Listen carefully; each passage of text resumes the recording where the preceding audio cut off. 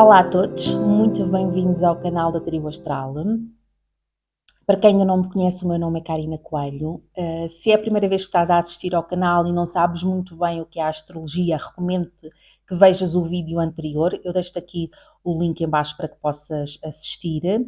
Hoje vamos ver como é composto o mapa, qual é que é o aspecto do mapa ou carta natal, podemos chamar mapa ou carta natal, e vamos aprender a descodificar a linguagem simbólica presente no mapa.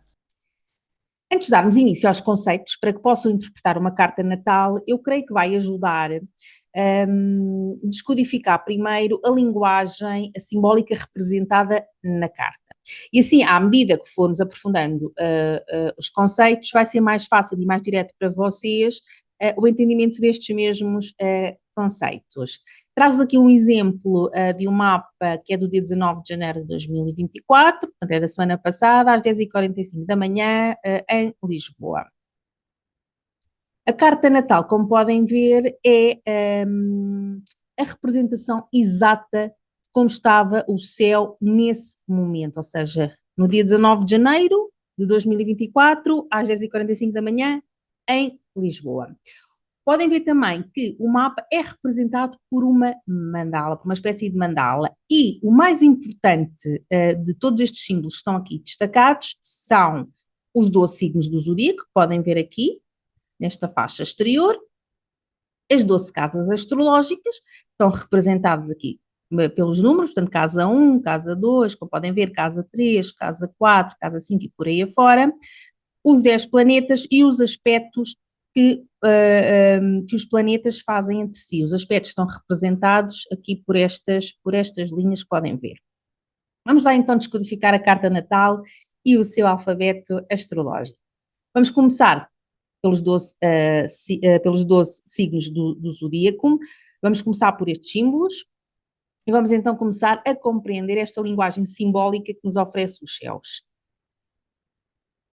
Os signos do zodíaco, eu acho que até a pessoa mais leiga já ouviu falar ou sabe o que é. Normalmente as pessoas sabem qual é que é o seu signo, portanto, e quando dizem o meu signo é, por exemplo, carneiro, estão-se a referir ao seu signo solar, mas como podem ver aqui no slide, estão representados no mapa os 12 signos do zodíaco, neste mapa e em qualquer outro.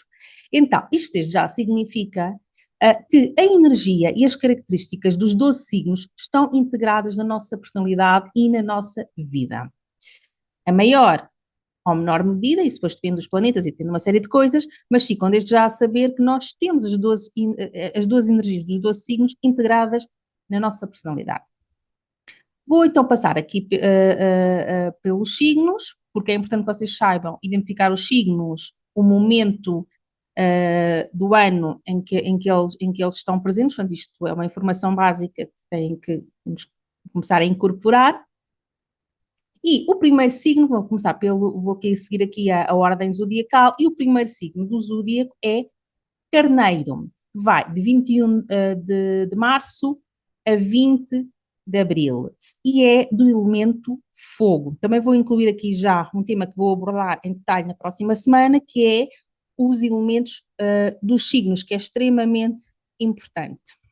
Podem ver que, para ajudar, os signos estão representados por cores e estão representados pela cor do seu elemento. Os signos que estão a vermelho, como carneiro, leão, são do elemento fogo. Os de terra estão representados a castanho, como por exemplo touro e virgem, que são do elemento a terra. Ar estão representados a verde e os signos de água representados a azul. Mas eu vou dizendo à medida que for aqui falando de cada signo. Então, vamos começar pelo signo carneiro, que vai de 21 de março a 20 de abril. Outra questão, aqui as datas, há partidas que são estas, mas pode haver anos que pode variar aqui um dia, ok? Isto porquê? Porque os anos não têm sempre 365 dias e, portanto, pode haver aqui alguma variação. Portanto, aqui o signo começa, no caso do signo carneiro, começa em 0 graus de carneiro. E aí inicia-se o signo. E todos os signos, portanto, os outros também, touro inicia-se a 0 graus de touro. E assim sucessivamente. Portanto, faço só este parênteses, porque realmente há muita gente que me pergunta nas consultas, mas o meu dia, eu sou de 20 de março e sou carneiro. Pronto, tem a ver com esta questão, tá bom? Bom, então vamos lá, para não me perder, mas acho que era importante referir e esclarecer esta questão. Então, o primeiro signo zodiacal é carneiro, vai de 21 de março a 21 de abril, e como eu vos disse, é do elemento fogo. Depois temos o signo de touro, que vai de 21 de abril a 21 de maio, do elemento terra. De seguida temos o signo de gêmeos, que vem aqui, de 22 de maio a 21 de junho, do elemento ar. De seguida temos o signo de caranguejo, que vai de 22 de junho a 22 de julho, do elemento água. Temos o signo de leão, que vai de 23 de julho a 22 de agosto e é do elemento fogo. Depois temos o signo de virgem, que vai de 23 de agosto a 22 de setembro, do elemento terra. Depois de virgem segue-se balança, de 23 de setembro a 22 de outubro e é do elemento ar. Depois temos o signo de escorpião, de 23 de outubro a 21 de novembro, do elemento água. De seguida temos o signo de sagitário, de 22 de novembro a 21 de dezembro, do elemento fogo. De seguida temos o signo de capricórnio, de 22 de dezembro a 19 de janeiro, do elemento terra. Depois temos o signo de aquário, de 20 de janeiro a 18 de fevereiro. E para finalizar este ciclo dos signos do zodíaco, temos o signo de peixes, que vai de 19 de fevereiro a 20 de março e é do elemento água. Reparem só também que os elementos, portanto, começa por fogo, depois o signo seguinte é terra, depois ar, depois água e depois volta a iniciar o ciclo.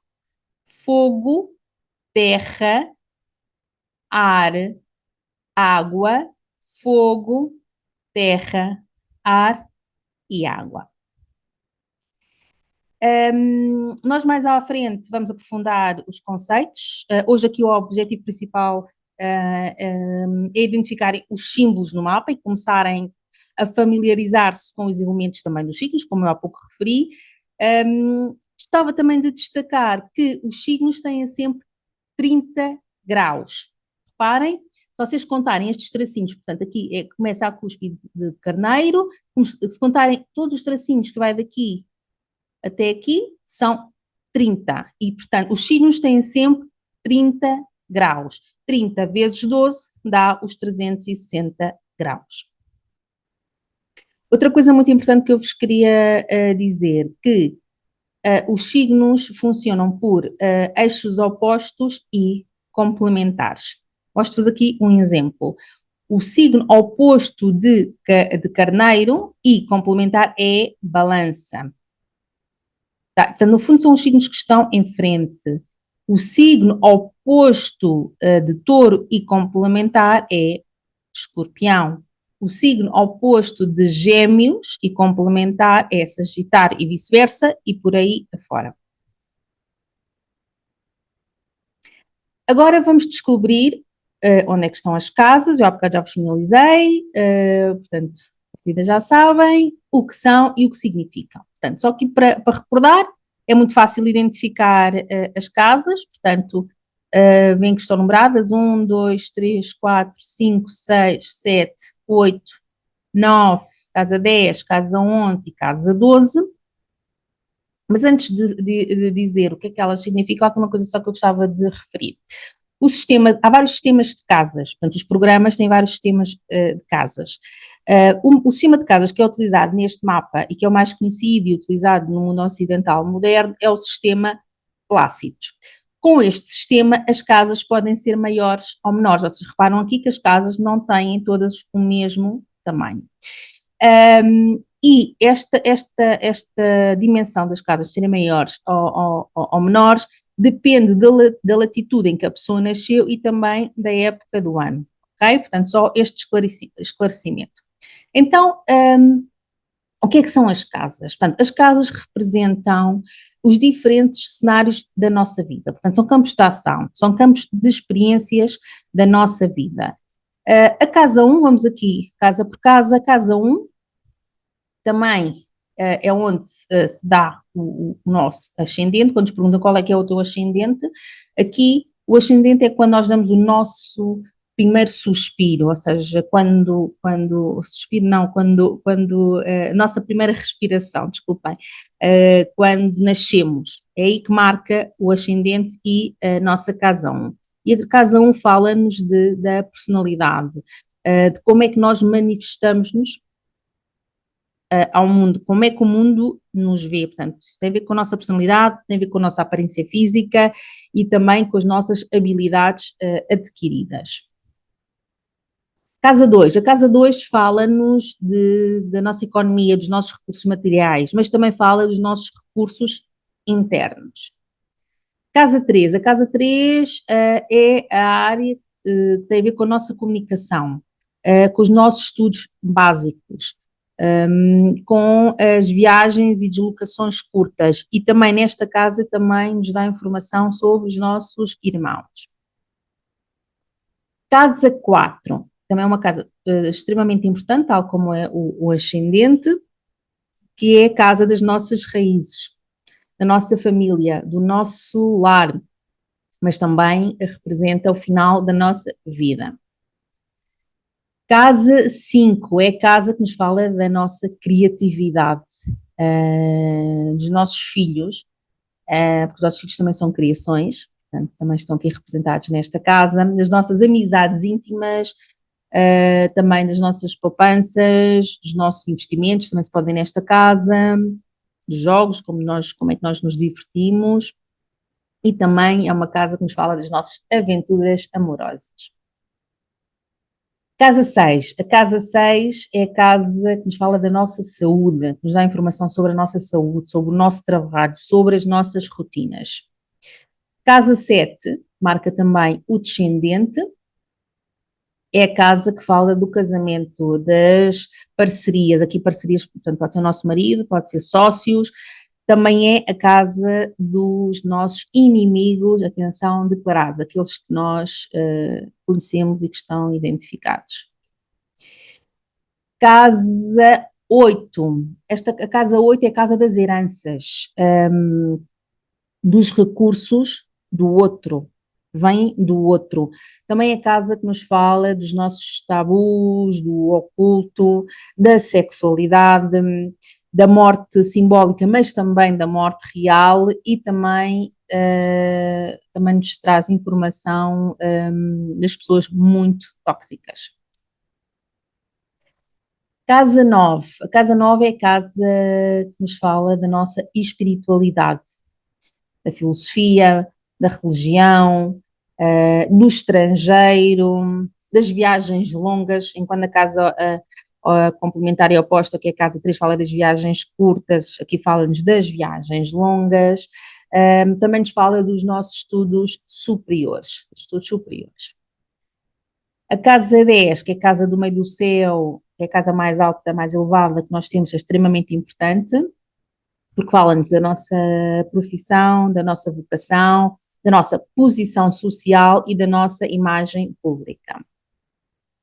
Casa 11 é a casa dos grupos, é a casa dos amigos, dos ideais sociais e humanitários, das viagens em grupo. Também podemos aqui ver os prémios de jogos, os chamados jogos de azar, tipo as lotarias e coisas assim desse género. Quem tiver favorecido estas áreas é nesta casa que se vê. E a finalizar, temos a casa 12, que fala-nos do nosso mundo inconsciente. É a casa que também nos fala do isolamento, do invisível, também é uma casa de saúde, mas mais das doenças crónicas, da hospitalização, da privação da liberdade pessoal e também é uma casa que nos fala de pessoas tóxicas. Vamos ver então agora os 10 planetas. Os planetas em astrologia são mais importantes, porque sem eles não existiria a astrologia. A astrologia tradicional, como eu já vos tinha referido no vídeo anterior, só considerava os 7 planetas que se vêem a olho nu, não é? Porque na altura não descoberta ainda os novos planetas. Só para vos recordar, portanto, os planetas, os 7 planetas, portanto, o Sol, a Lua, Mercúrio, Vênus, Marte, Júpiter e Saturno.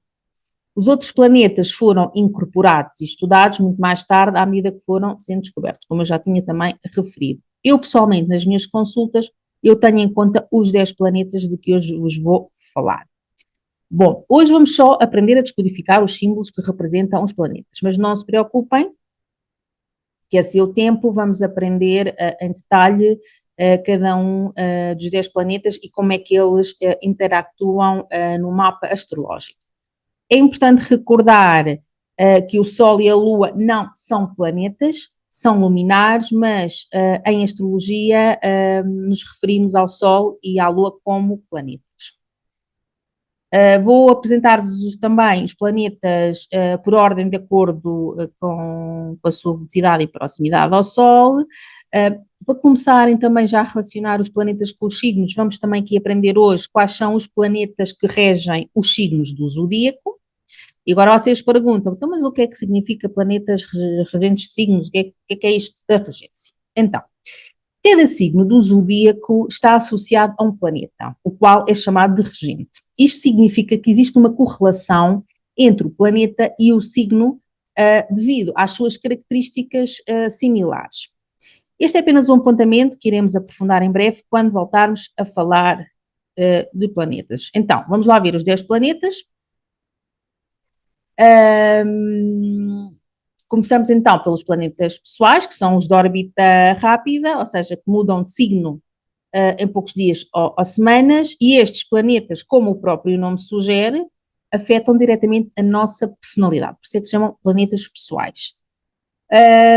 O Sol é o primeiro planeta e é simbolizado pelo círculo com o ponto no centro, portanto, quando vocês virem este símbolo, já sabem que é o Sol, portanto, está aqui, neste mapa está aqui, portanto, este círculo, este pontinho é o Sol, e o regente,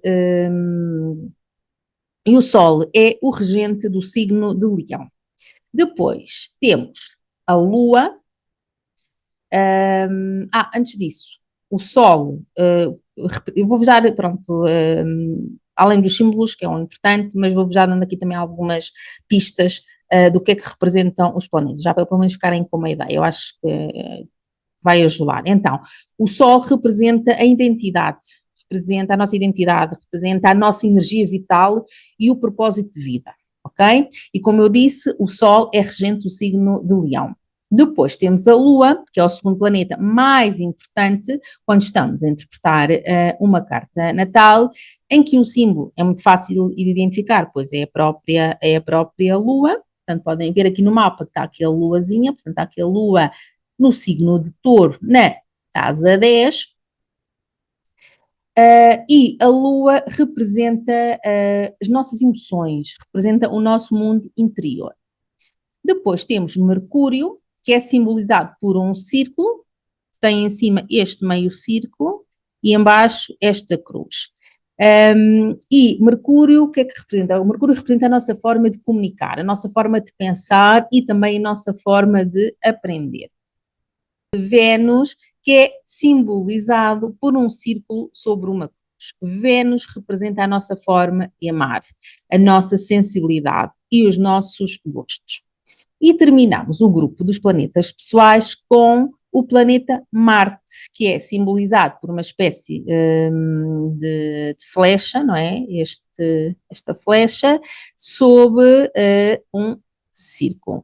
Marte representa o nosso impulso agressivo, representa a nossa energia física, a autoafirmação e também a conquista e expressão sexual. O planeta Júpiter e o planeta de Saturno. E estes planetas falam-nos de como é que interagimos na sociedade e como é que e no nosso entorno, por isso é que são os planetas sociais. O planeta Júpiter é simbolizado por um semicírculo em cima de uma cruz. O que é que Júpiter representa? Júpiter representa os ideais superiores, representa a procura de sabedoria, representa a expansão. Por outro lado, Saturno é simbolizado por uma cruz sobre um semicírculo. O que é que Saturno representa? Representa a estrutura, a disciplina, o esforço, os limites, a responsabilidade e a maturidade.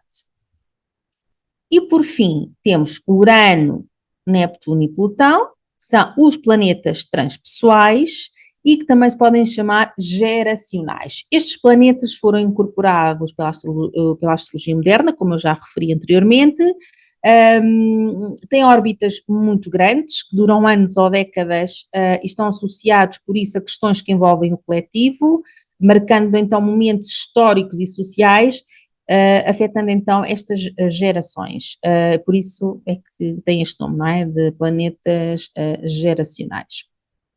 O planeta Urano é simbolizado por dois semicírculos unidos aqui por uma cruz, está sobre um pequeno círculo. Urano representa a rebeldia, representa o que é imprevisível, aquilo que nós estamos mesmo nada à espera e pimba, somos atingidos pelo Urano, o conhecido Uranaço, que eu já tinha referido num vídeo anterior, aquilo que é completamente inesperado, é a melhor palavra para descrever esta energia. Também representa a independência e a inspiração. O seguinte planeta transpessoal ou geracional é Neptuno, e é simbolizado por uma cruz entrelaçada, por um semicírculo, que forma o conhecido tridente de Neptuno. Neptuno representa a dissolução, representa a inspiração, a fusão e também a empatia.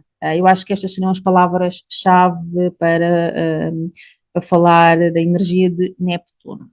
E por fim temos Plutão. Plutão é simbolizado por um círculo que está dentro de um semicírculo, que por sua vez está sobre uma cruz. Plutão representa a morte e o renascimento, como a fênix, estão a ver? Portanto, é esta a energia do morrer e renascer das cinzas. Representa o poder interno, representa as pulsões, também representa as obsessões. Estas são, assim, as energias mais marcadas de Plutão. Agora vamos aprender o que são os aspectos e como é que eles se representam no mapa natal. Comecemos então por saber que os aspectos são ângulos que se formam entre os planetas na carta natal. Os aspectos representam como os planetas interagem uns com os outros, como é que eles falam uns com os outros.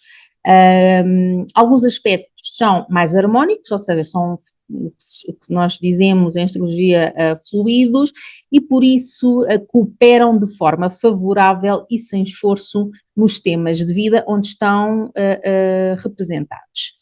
Outros aspectos são mais tensos e representam esforço e desafio para a pessoa.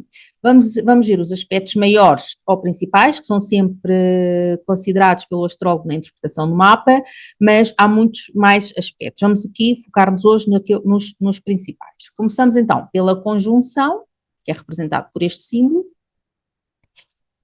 E a conjunção dá-se quando dois ou mais planetas estão muito juntos. Entre os 0 graus, que seria uma conjunção exata, e os 10 graus. Damos aqui uma margem, que é o que se chama orbe, e entre os 0 graus e os 10 graus consideramos uma conjunção. Pode ser um aspecto favorável se os planetas tiverem características afim, porque a conjunção, ou seja, é como uma espécie de fusão, não é? Se as energias não forem tão afim, então pode não ser um aspecto tão favorável. Dizer-vos só que se houver 3 ou mais planetas implicados neste aspecto, chama-se stellium. O sextil é um aspecto de 60 graus e é considerado um aspecto favorável, porque é um aspecto que significa oportunidade. As energias são compatíveis neste aspecto e aproveitamos as oportunidades, se as identificarmos, obviamente, e com pouco esforço, ok? Portanto, é um aspecto favorável que nos ajuda a aproveitar as oportunidades com pouco esforço. A quadratura, por sua vez, é um aspecto de 90 graus e é considerado um desafio. Com este aspecto há tensão, há resistência, há dificuldades, mas também há aprendizagem. Porque das dificuldades nós também, se quisermos e estivermos abertos para isso, obviamente, aprendemos e essa aprendizagem depois acaba por nos ser favorável. O trígono é um aspecto de 120 graus, o famoso trígono, toda a gente adora, é muito favorável porque significa que são energias que fluem porque estão no mesmo elemento. Há assim uma colaboração em harmonia dos planetas envolvidos. Por fim, temos a oposição, que é um aspecto de 180 graus, o que significa que os planetas estão em frente um ao outro. Há um planeta, há uma luta, desculpa, entre os planetas, uma luta de afirmação, portanto é como se cada um estivesse a puxar pelo seu lado, isso o que normalmente gera são medos, as nossas inseguranças muitas vezes podem vir de oposições que tenhamos marcadas no nosso mapa. Só antes de terminar, como é que vocês identificam estes aspectos? Eu já tinha referido, portanto, aqui por estas linhas azuis e vermelhas que estão aqui a ver, e normalmente também vem sempre uma tabela também com os aspectos. Por exemplo, podemos ver que Neptuno está aqui no signo de Peixes, na casa 2, está marcado por esta linha vermelha. Em princípio, as linhas vermelhas são as que representam os aspectos tensos, faz uma quadratura com Vênus, que está na casa 9, em Sagitário. Eu identifico assim, ou também posso vir aqui à tabela, procuro onde está o símbolo do planeta de Vênus, que é o que estamos a ver, portanto vamos aqui por esta linha, vimos aqui a quadratura e cruzamos, e vai dar aqui ao Neptuno. Portanto, podemos ver desta forma, ou podemos ver pelas linhas, ou depois vocês vão ver com a prática já olho nu, sabendo que cada signo tem 30 graus, portanto, mais ou menos, portanto, aqui são mais ou menos 30 graus, aqui são 60 graus e aqui 90 graus. Portanto, mesmo que eu não tivesse aqui estas linhas, eu conseguia perceber que o aspecto que fazem entre eles são 90 graus. Antes de terminar, para quem quer calcular a sua carta natal, para começar já a aplicar o que aprenderam até agora e o que vão ir aprendendo, eu recomendo 2 sites onde onde podem calcular as vossas cartas natais e são gratuitos. Depois, inclusivamente, até podem imprimir o vosso mapa natal se quiserem e acompanhar os próximos vídeos com o vosso mapa. Eu acho que vai ser mais dinâmico e vai ser bastante interessante e útil ir já praticando com o vosso próprio mapa. Fica aqui a sugestão. Então, eu recomendo-vos o AstroSeek, que é o meu preferido porque é muito completo, há muitos astrólogos que usam muito este site, eu nomeadamente, mas também, se calhar para quem está a iniciar, normalmente recomendamos o astro.com.